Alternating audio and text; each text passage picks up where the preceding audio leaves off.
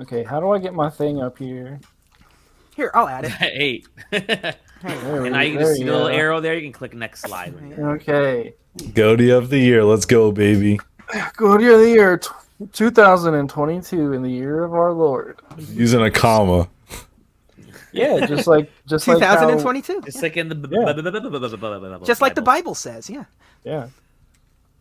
Honorable mentions. Here we go. They're not as cool as JJ's. This isn't like a yearbook thing. But these are the honorable mentions of the year. I We're do starting want. out. Oh, Yeah. yes.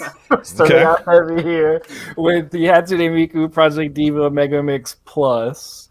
Yeah, it's just a really good rhythm game. Amazing music.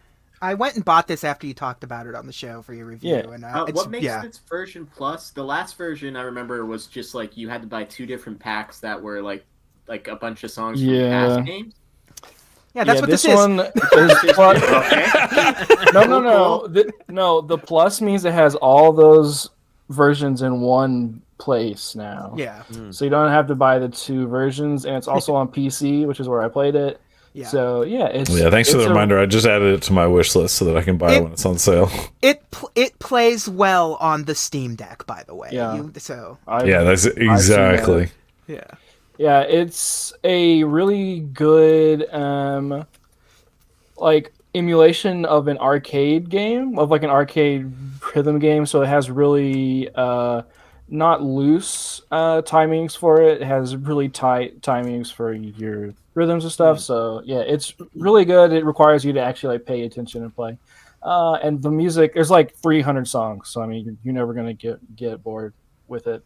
Yeah, that one's in there. Tactics Ogre Reborn is my next one. This one moves so much up and down my list, but yeah, Tactics Ogre Reborn is a love letter to the Tactics Ogre community from the developers. Not completely remade, but they did a lot of twists and additions to the core gameplay, and they like redid the visuals and the music and put it out on all the modern consoles. And they added stuff that was cut from the last 2 versions, and they added voice acting as well. In Japanese and English. There's a lot of stuff they did for this game, and it sold pretty well in Japan, and it sold pretty well over here. So well, as in like 100,000 copies, which is Pretty good for a niche tactical RPG. Yeah, and yeah, it's the beginning of the Ivalice Final Fantasy Tactics kind of thing. Is kind of where it all started. It's fun to see those origins here, and yeah, it's a really amazing story. Really Shakespearean. That's just how this guy writes his games. They're all very like stage play type of feeling. So they're very different, but yeah, they're amazing, fun, tactical games. Neon White, it moved. It was up there in my top 5 and it dropped down. Wow. But Neon White, yeah, I mean JJ pretty much already said all the things you can say about it, but I really think the biggest takeaway is the soundtrack is just amazing. It's by the amazing artist named Machine Girl. They are a noise pixel punk pop group that I've been a fan of for forever. It's the only reason I was even interested in this game was because of them. And yeah, they did 2 albums for this, and they just kind of knocked it out the park. And it fits the game. It's one of those games where it's like, if the soundtrack was any different, the game wouldn't be the same. Like if the soundtrack was not what it is now, then the game would kind of suck. Like that's just kind of how it feels. It's such a huge part of everything. Just really hammers in the aesthetic and the vibes. The next, Xenoblade Chronicles 3. This game is amazing. Number 7 in my top 10 of the year isn't really a bad spot. Stefan's here, hey. But yeah, Xenoblade Chronicles 3 it's the best Xenoblade Chronicles game. It's Nintendo's most mature game to date, and that's kind of funny saying that when Bayonetta exists, but Bayonetta really isn't that mature compared to Xenoblade Chronicles 3. Xenoblade Chronicles 3 handles a lot of interesting topics that we don't usually see on the Switch console. And yeah, I don't want to spoil it, but it's definitely the best amalgamation of all the systems and stories and things we've experienced in that series. Yeah, so very much recommend checking that out if you like the Xenoblade Chronicles games, or even just like JRPGs. You want a game to play on a Switch? Definitely check that out. I just finished Xenoblade 2 this year, went back into it, and really enjoyed it. So I'm actually really hyped for 3. So I own it. Yeah, 3 it's surprisingly mature. Like I was saying, but like all the characters are, I don't know, they don't do anything stupid. They're like actually like smart people trying to survive in this situation that they're in. Which is I love when JRPGs do that, where the characters are actually like smart, real people who aren't these like caricatures. Yeah, they're you get to see characters you fall in love with do horrible things and die and just a bunch of things, and it's just really riveting. And the biggest thing between 2 and 3 to me is that characters care if they live or die. Yeah. The Xenoblade Chronicles 2, as fun as it was just like, we're cartoons, we know we're gonna live forever, bye. Yeah, and this is like the core story is like, hey, you only live for this amount of years, you're gonna die in this amount of months, good luck. Like that's just kind of like the main struggle. And it's interesting to see how these characters deal with that and how the story evolves outside of that. So yeah, very good story hook, very good game. Characters are amazing. There's even like a nude scene in the game that isn't like played like sexually. It's just like they're just taking a bath because they just got done fighting, and there's like no like zoom ins or anyone being like, oh my gosh, boobies. It's just like they're just soldiers taking a bath, you know. And that's just that really sets the tone going forward. But yeah, good game. And then we can go in here. This game didn't come out this year, and I don't care. Dragon Quest X. I've been playing a lot of this game, this Japanese-only MMORPG with a bunch of English players, with a bunch of software people have been making, communities working together, huge community effort, blah, blah, blah. So much fun. Yeah, the story's genuinely really good. It's one of the best recent Dragon Quest stories, which is saying a lot. It's like familiar. It like feels like a Dragon Quest like 4 or 5. So if you're a Dragon Quest fan, you know what that means. And yeah, it's just a good, ever expanding, constantly growing game. Yeah, and I just love Dragon Quest, so that's here. And the tools that the community has made, Clarity and Akmon, are these tools that translate the games. There's people hand translating the story, menus, weapons, all these things, so you can play it in English and experience the wonderful Dragon Quest X. Yeah, so now we're gonna go into the top 5. These are, I think, the games this year were really good. The ones that were good were exceptionally good. Because even my honorable ones, I could have put in my top 5. Even all these top 5 different games, year. Yeah, like these top 5 games I have could easily be in the first spot. It could be the best game of the year, but there's one I feel personally connected to that I put in my first spot. But yeah, gaming this year was crazy. But let's go into this. We got number 5, Tunic. Oh, Taylor. I know. Sorry. But Tunic. So Tunic is. It's a Zelda game, but it's a Zelda game in the essence of a Souls game. You know, how you just kind of explore, go around, just kind of figure out things as you go. Tunic takes it to a level of you don't speak the language in this world, and you're walking around discovering the language, and discovering that via like instruction cover booklets from the game itself. It gets really meta towards the end. and even the beginning, it's pretty just like it's pretty meta, and the love the development team put into the game is crazy. There are layers upon layers upon layers of answers, gameplay, mechanics, everything is kind of cohesively works together.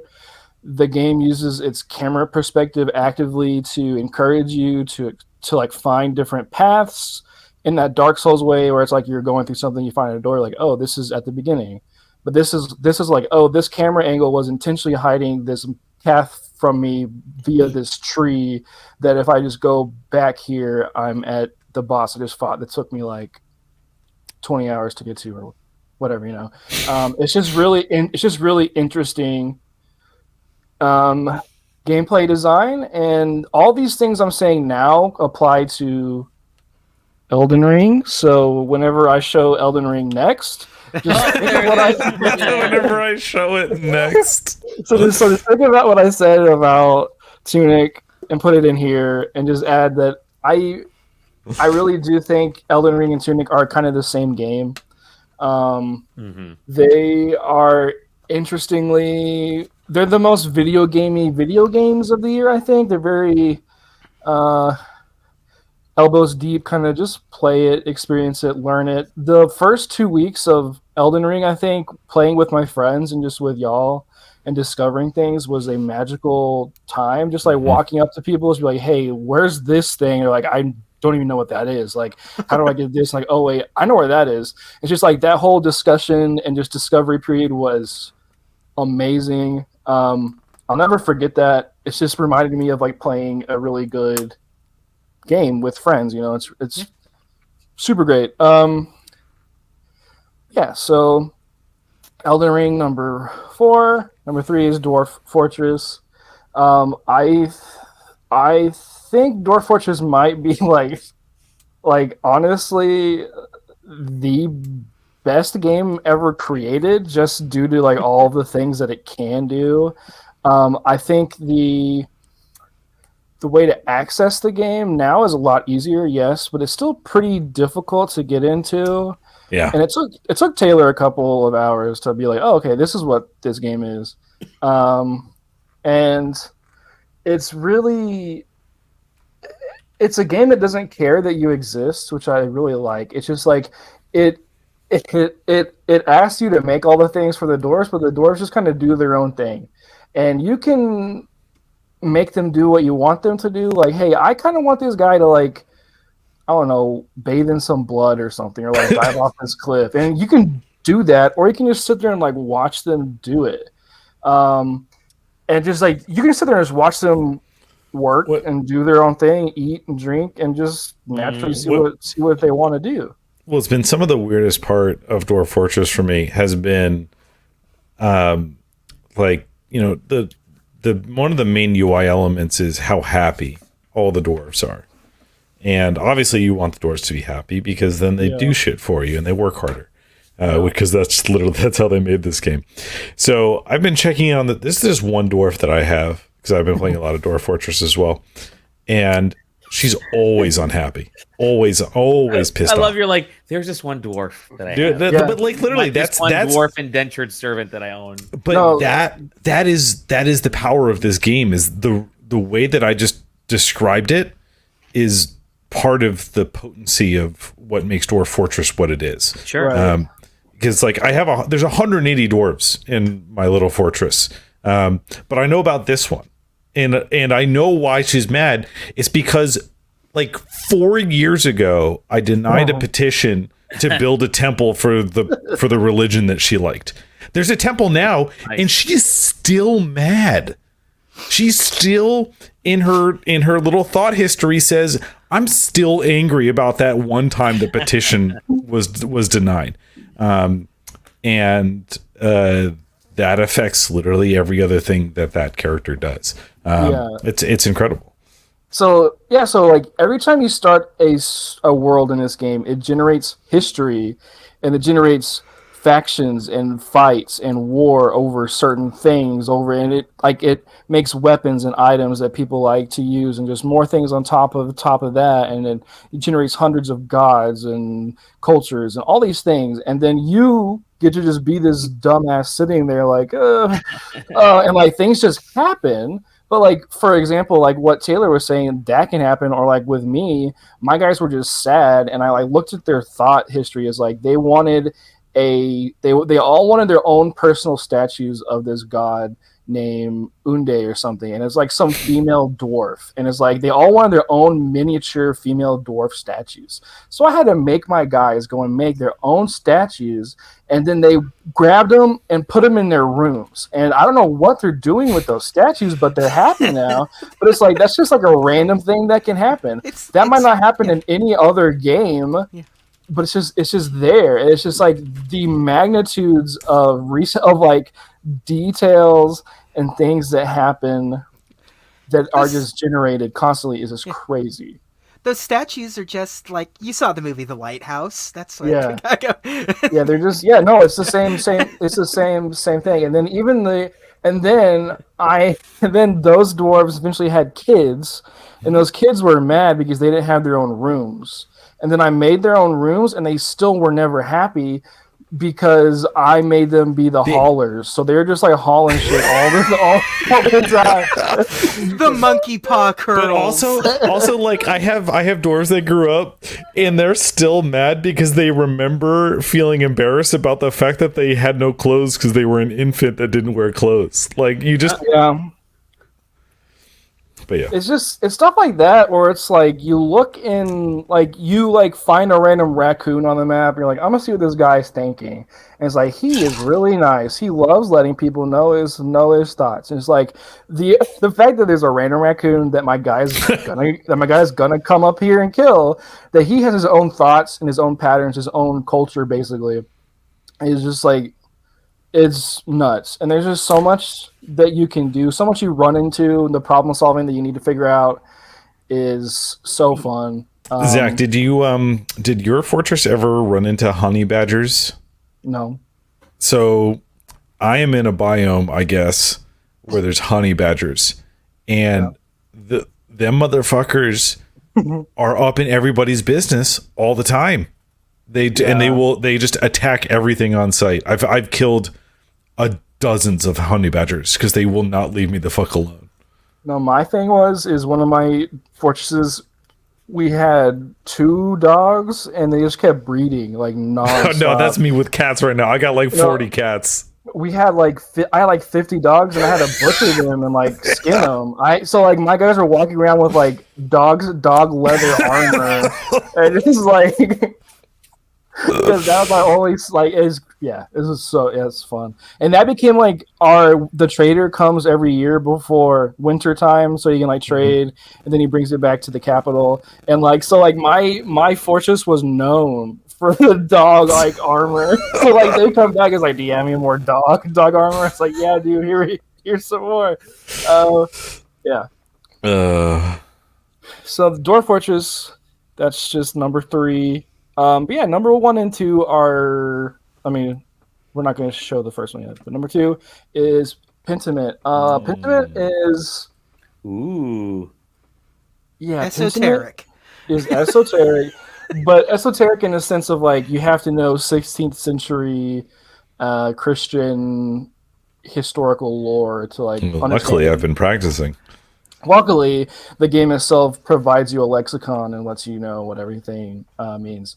But the amount of research and depth the story goes to stay historically accurate to the times of, hey, the great, like, Martin Luther just nailed his theses to the door. The church is changing. All these new ideas are coming around, and you're a artist who lives in an abbey, and you're from school. So you're an educated man. So you're aware of all these things.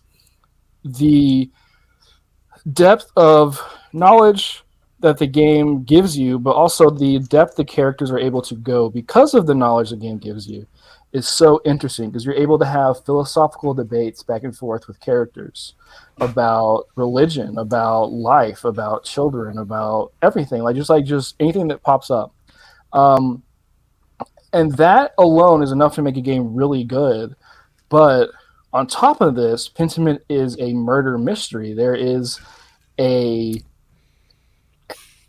a deacon or Duke comes. A Duke comes down, and he is an educated guy. He has a painting that one of the guys there is doing at the church, and he comes there to check up on it. And eventually, he brings up Martin Luther's theses, blah blah blah, and he ends up dead.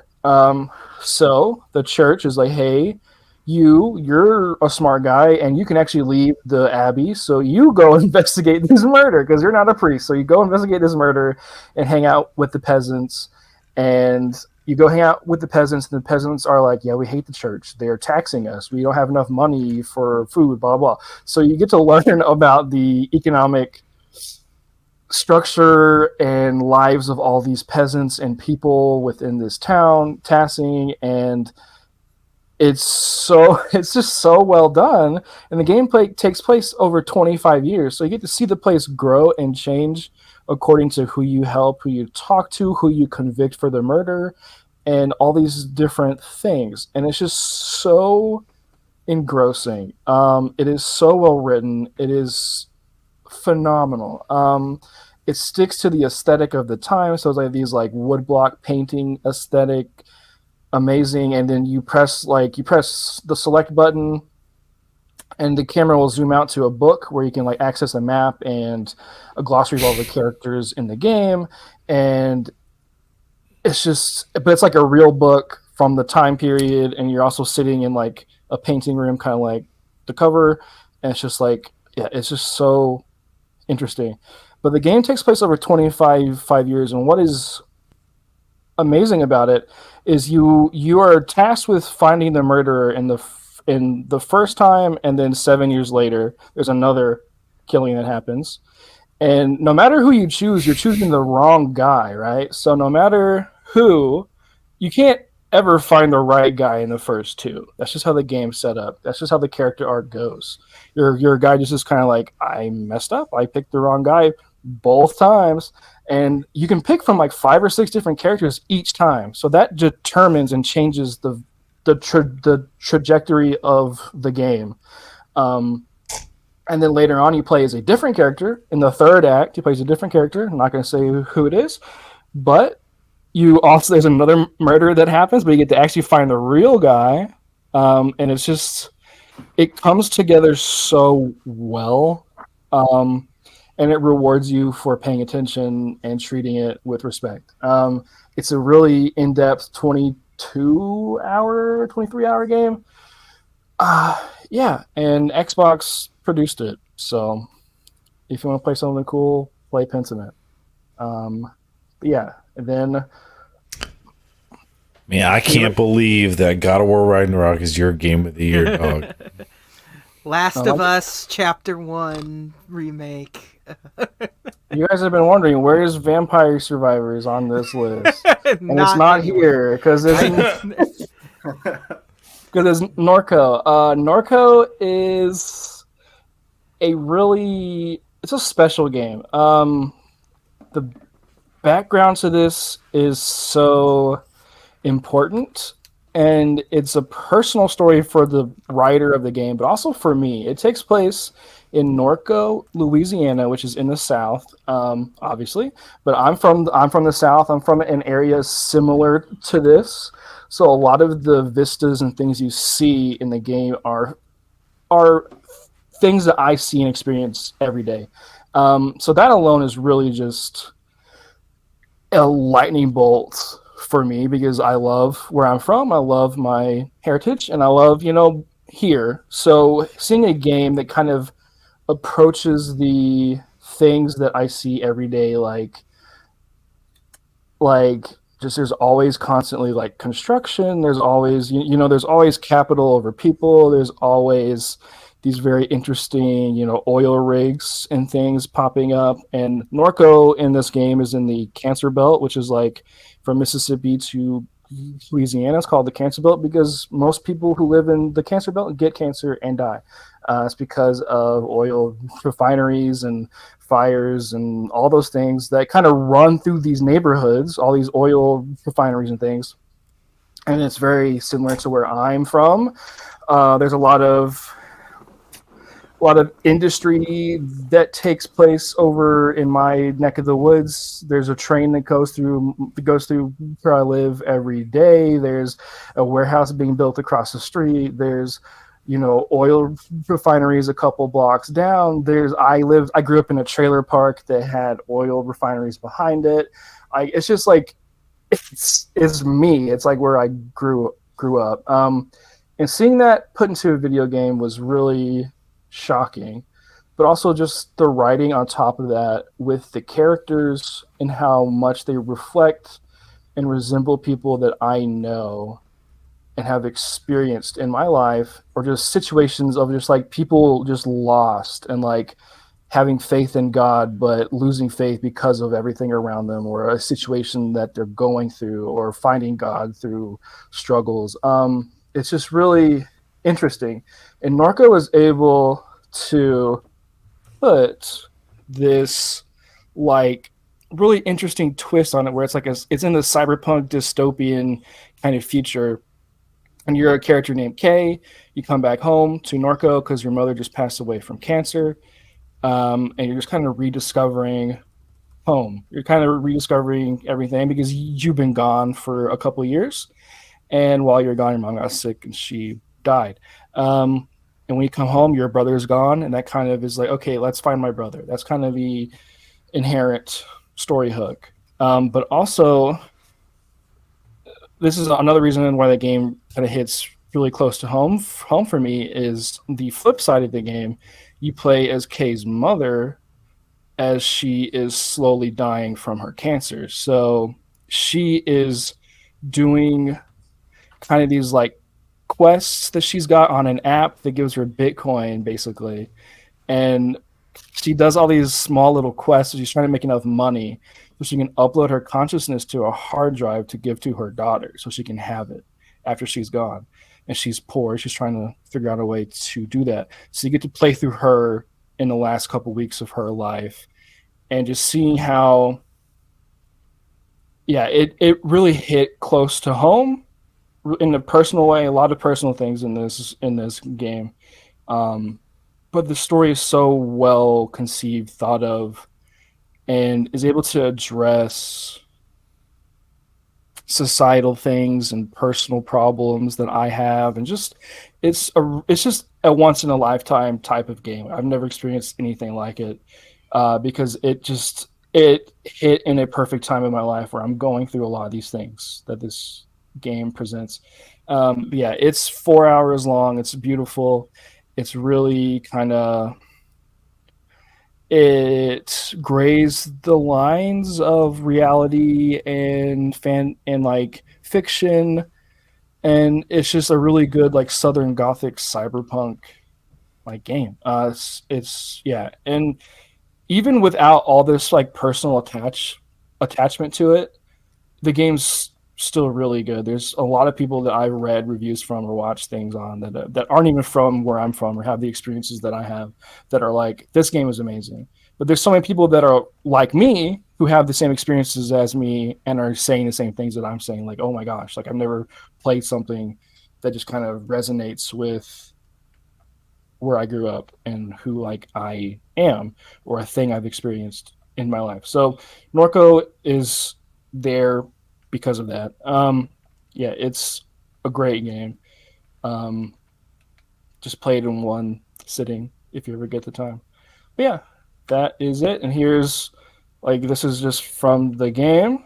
And it's kind of like a corner store where I'm from. Like this could be at the corner of my street if I just walked outside. It's one of my favorite areas in the game because it's like, oh, this is like home.